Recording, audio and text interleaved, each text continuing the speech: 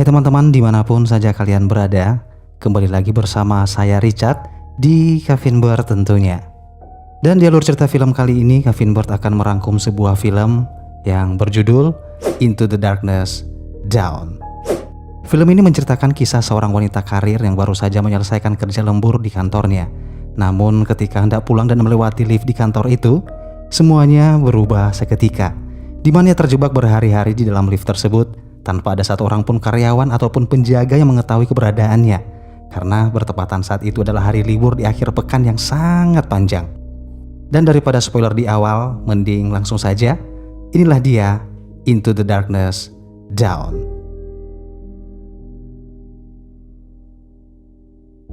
Suatu malam di sebuah ruangan perkantoran, ada seorang wanita bernama Jennifer yang masih bekerja lembur hingga larut malam. Tampaknya Jennifer karyawan terakhir yang tersisa di dalam kantor itu. Sementara karyawan yang lain sudah terlebih dahulu pulang untuk mempersiapkan hari libur Valentine, mengingat 3 hari ke depan yaitu hari Jumat, Sabtu, Minggu, dan Senin adalah hari libur yang cukup panjang. Setelah pekerjaannya selesai, Jennifer saat itu tidak segera langsung pulang. Namun dia mengirimkan sebuah pesan email kepada mantan tunangannya yang berada di New York kalau dia berencanakan memesan tiket pesawat dan berangkat malam itu juga ke New York untuk bertemu sang mantan, dengan harapan mereka masih bisa memperbaiki kembali hubungan mereka yang sempat terputus. Setelah mengirim email, Jennifer yang tidak ingin ketinggalan penerbangannya, ia lalu buru-buru keluar dan mengambil beberapa permen di atas meja. Sementara itu di lokasi yang sama, tepatnya di toilet, ada seorang pria bernama Guy yang juga karyawan di kantor itu. Secara bersamaan mereka menunggu di depan lift di lantai yang berbeda, di mana Jennifer naik ke lantai 49 dan bergabung dengan Guy di lantai 42. Saat itu sudah tak ada lagi karyawan yang masih berada di lokasi kantor selain mereka berdua. Hingga pada akhirnya suasana canggung di dalam lift sama-sama mereka rasakan. Hingga Guy mencoba membuka percakapan dengan Jennifer dan sedikit mulai bercanda. Namun saat itu Jennifer yang tampaknya tidak mengenal pria itu, lebih banyak memilih diam dan menjawab seadanya saja. Tak berapa lama Guy yang masih saja mencoba mencairkan suasana, kemudian berbasa-basi dengan memperlihatkan sebuah coretan gambar pada dinding. Namun tiba-tiba saat itu juga lift mendadak berhenti seketika. Mereka berdua yang tentu saja kaget, lalu mencoba menekan-nekan kunci tombol, namun sayangnya tak ada satupun tombol panel yang berfungsi, meskipun listrik di dalam lift tampaknya masih menyala. Usaha Guy tak berhenti sampai di situ saja. Ia mencoba membuka paksa pintu dengan sekuat tenaga, namun tetap saja tak membuahkan hasil. Hingga akhirnya Guy melambai-lambaikan tangannya ke arah kamera CCTV, berharap masih ada orang di ruang kontrol melihat keberadaan mereka. Namun lagi-lagi sial, tetap saja tak ada yang menjawab panggilan mereka. Hingga pada akhirnya keadaan semakin buruk ketika mereka mencoba menggunakan ponsel, namun sinyalnya di luar jangkauan. Hal itu terjadi karena lokasi mereka berada 4 lantai di bawah tanah. Jennifer yang bingung secara spontan bertanya pada Guy dengan mengatakan kenapa tidak ada satu orang pun petugas keamanan gedung yang bertugas malam itu. Dia khawatir akan ketinggalan pesawat kalau ia tak dapat keluar secepat mungkin dari lift tersebut. 15 menit kemudian, Guy kembali mencoba berinisiatif berteriak-teriak ke arah pintu dan sesekali menggedor-gedor pintu lift itu. Namun tetap saja tak ada yang bisa mendengar panggilannya. Lalu Guy kembali mendapatkan akal, di mana dia berpikir bisa saja di atas lift mungkin ada pintu darurat untuk keluar dari dalam lift itu. Namun karena langit-langit dinding tersebut cukup tinggi, Guy lalu meminta Jennifer untuk naik ke atas pundaknya. Jennifer yang awalnya sedikit canggung, namun dengan terpaksa naik ke atas pundak Guy untuk menggapai sisi bagian atas langit-langit. Namun ketika Jennifer mulai meraba-raba sisi bagian atas, tanpa sengaja ia memukul cukup keras lempengan besi itu hingga membuat tangannya terluka. Dengan terpaksa Guy menurunkan Jennifer dan berpikir idenya itu nggak bisa lagi dilanjutkan. Setelah beberapa jam telah berlalu, Jennifer mulai pesimis dan merasa sudah terlambat untuk mengejar penerbangannya malam itu. Guy pun yang merasa kasihan lalu mencoba menghibur dengan memberikan candaan, berharap Jennifer dapat terhibur. Jennifer yang mulai melihat usaha dan perhatian ekstra yang diberikan Guy padanya, pada akhirnya mencoba membuka diri dan berkenalan dengan Guy saat itu juga. 4 jam telah berlalu, hingga suatu saat Jennifer merasakan hasrat ingin buang air kecil saat itu. Namun karena Jennifer malu untuk buang air di depan Guy, akhirnya dia berusaha mati-matian hanya untuk menahan rasa kebelet pada perutnya. Guy yang tahu Jennifer sedang kebelet buang air tapi malu, kemudian menyuruh Jennifer untuk melakukannya di sudut ruangan sambil menutupnya dengan jaketnya. Namun tetap saja Jennifer tak mau melakukannya. Jennifer tak ingin lift itu kotor karena air pipisnya. Guy yang tak kehabisan akal lalu memberikan botol termos airnya untuk digunakan Jennifer untuk menampung pipisnya itu. Sementara Guy berjanji untuk berbalik badan dan juga menutup kedua matanya, sehingga Jennifer bisa bebas melakukan itu. Dan yap, Jennifer mengambil botol itu, kemudian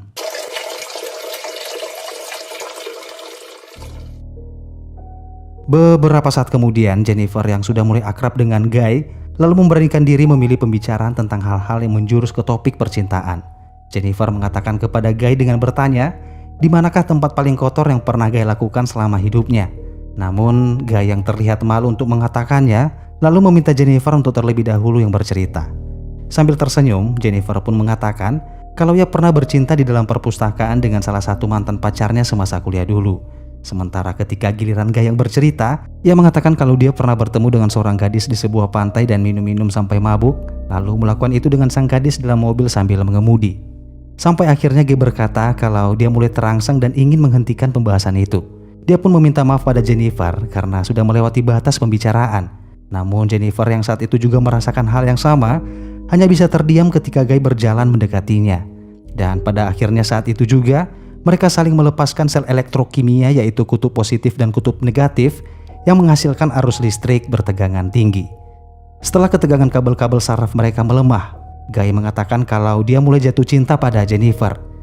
Jennifer pun yang mendengar pengakuan Guy tersebut segera melepaskan dekapan Guy dan mengatakan kalau dia sangat mencintai mantannya dan hanya ingin kembali menjalin hubungan dengan mantannya itu.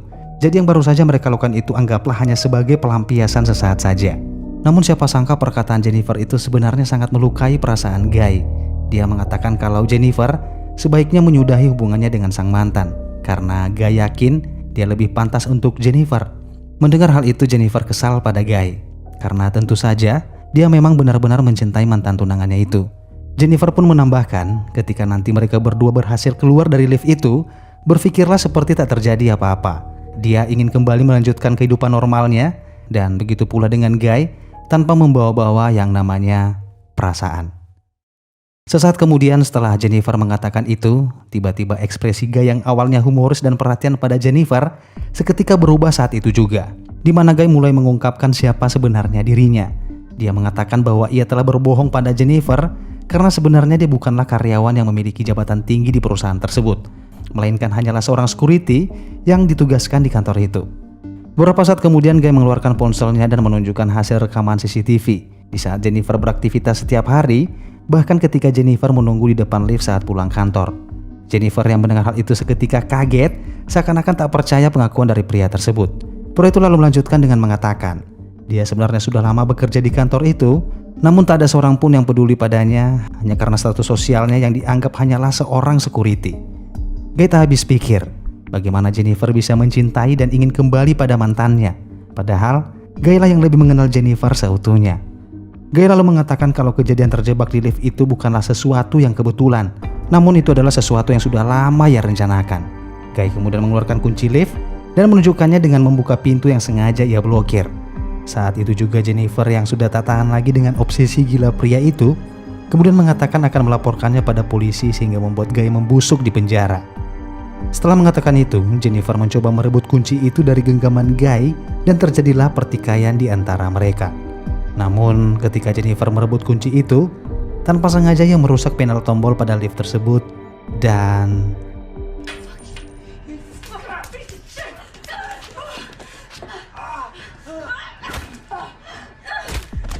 Guy yang kini terkapar berlumuran darah di lantai, seketika membuat Jennifer ketakutan setengah mati. Dia berpikir kalau Guy telah tewas saat itu juga. Dia mendekatinya dan mencoba memeriksa kondisi Guy. Namun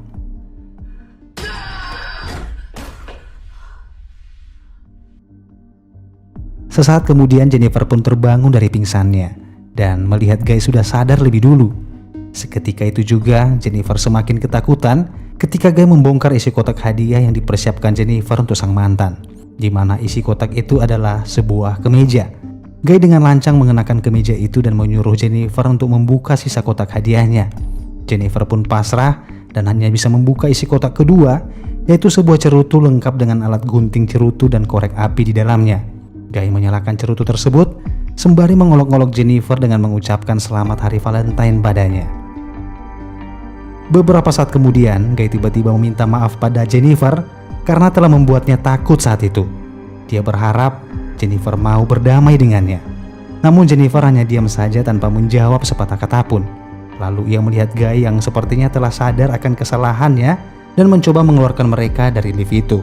Namun karena pintu lift rusak sudah tak dapat lagi digunakan, ia lalu minta Jennifer untuk mengangkatnya agar ia dapat menggapai pintu darurat di langit-langit lift tersebut. Namun menurut Jennifer akan lebih mudah jika Guy saja yang memberinya dorongan, karena ia tak cukup kuat untuk mengangkatnya. Lalu Jennifer naik ke pundak Guy dan berhasil keluar dari lift itu. Setelah itu Guy lalu memberitahu pada Jennifer di mana posisi tangga dan letak pintu keluar darurat itu berada. Setelah mengetahui denah pintu keluar, Jennifer kemudian mengarahkan jari tengahnya pada Guy, seakan-akan mengolok-ngolok Guy yang telah tertipu, dan seketika membuatnya sangat marah dan kesal akan kebodohannya itu. Ia lalu mengikat dua potong pakaian menjadi satu, kemudian dia lemparkan ke lubang pintu langit-langit tersebut. Dan ia pun berhasil naik mengejar Jennifer yang masih berusaha bergerak menuju pintu darurat.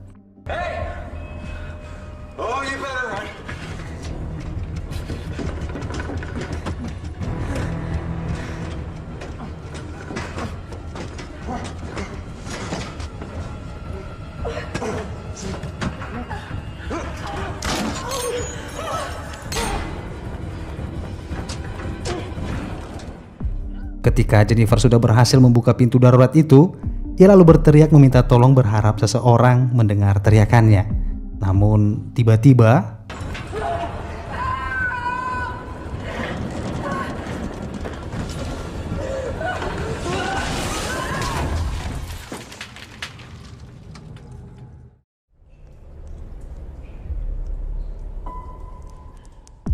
ketika Jennifer tersadar lebih dulu, ia melihat sprinkler atau detektor pendeteksi asap dan menyalakan api pada cerutu, bertujuan untuk menyalakan alarm otomatis ketika sprinkler tersebut berhasil mendeteksi asap. Namun sayang, usahanya itu tak berhasil karena asap yang dihasilkan oleh cerutu tidak terlalu banyak. Jennifer pun lalu mencoba membakar kertas untuk menghasilkan asap yang lebih banyak lagi. Namun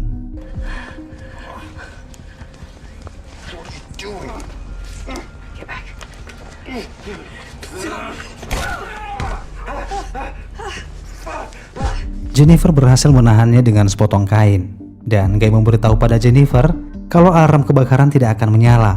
Malah itu hanya membuat mereka basah kuyup dan tersengat listrik. Namun Jennifer mengancam akan menyakiti Guy dan akan membuatnya mengakui semua yang telah Guy lakukan padanya. Beberapa saat kemudian Jennifer menyalakan kameranya untuk mendokumentasikan bukti apa yang sudah terjadi. Dia lalu mengarahkan kameranya ke Guy dan mulai menanyakan identitas Guy sebenarnya. Dalam keadaan terancam, pria itu akhirnya mengatakan dengan terpaksa kalau nama aslinya adalah John Dickens. Dalam keadaan kamera yang masih merekam, Jennifer memaksa John untuk mengakui semua perbuatannya itu dan juga menceritakan serangkaian rencana yang telah ia susun. Waktu pun terus berlalu, tanpa terasa hari Senin pun telah tiba, namun mereka masih terjebak dan belum mendapatkan pertolongan. Pada malam harinya, seorang security yang juga rekan kerjanya John, yaitu bernama Eddie, secara kebetulan mengunjungi kantor bersama dengan pacarnya.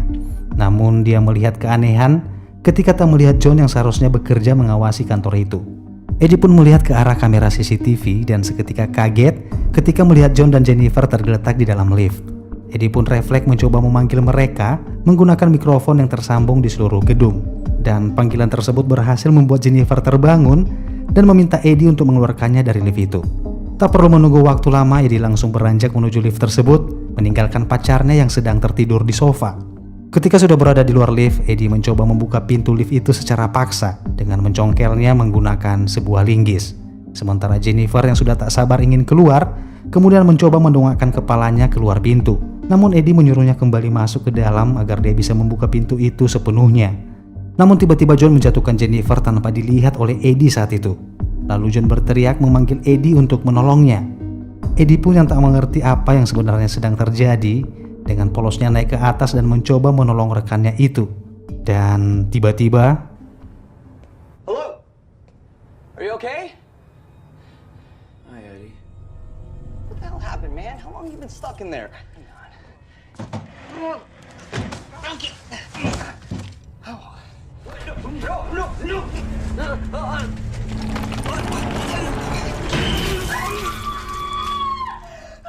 John lalu membawa Jennifer ke mobilnya dan memasukkannya ke dalam bagasi. Setelah itu John kembali ke gedung dan membuang tubuh Eddie beserta dengan pakaiannya.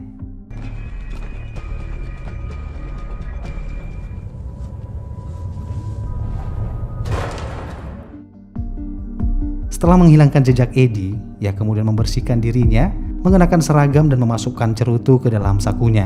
Dan setelah itu ia berjalan masuk ke dalam ruang resepsionis, lalu menghapus semua rekaman video CCTV untuk menghilangkan jejak perbuatannya itu. Namun ketika hendak keluar, John melihat pacarnya Eddie yang sudah terbangun. Lalu John juga membunuhnya dan membuang ke lubang lift yang sama bersama dengan jasad Eddie. Setelah John merasa kondisi di kantor sudah aman tanpa meninggalkan jejak, ia lalu masuk ke mobilnya dan membawa Jennifer ke sebuah lokasi terpencil untuk membuangnya. Lalu ia mengambil sejerigen bensin dan menyiramkannya ke tempat sampah yang rencananya akan ia gunakan untuk membakar Jennifer. Sebelum ia membuka bagasi, John memberitahu Jennifer kalau dia benar-benar mencintai dan akan selalu mencintai Jennifer. Namun sayang mereka tidak akan pernah bisa bersama. Ketika ia membuka bagasi, ia melihat Jennifer tak bergerak namun sebenarnya berpura-pura mati. Lalu ia kembali ke tempat sampah untuk menyalakan api. Namun tiba-tiba Jennifer secara perlahan-lahan keluar dari bagasi dan memukul kepala John dengan sebuah, kemudian masuk ke dalam mobil dan melihat cerutu yang masih menyala di dalam mobil. Jennifer memundurkan mobil tersebut dan menabrakkan tubuh John dengan keras yang membuat John terpental masuk ke dalam bak sampah yang sudah basah oleh bensin. Tak perlu pikir panjang lagi, Jennifer mengambil cerutu itu dan melemparkannya ke bak sampah tersebut hingga membuat John tewas terbakar hidup-hidup. Dan film pun berakhir.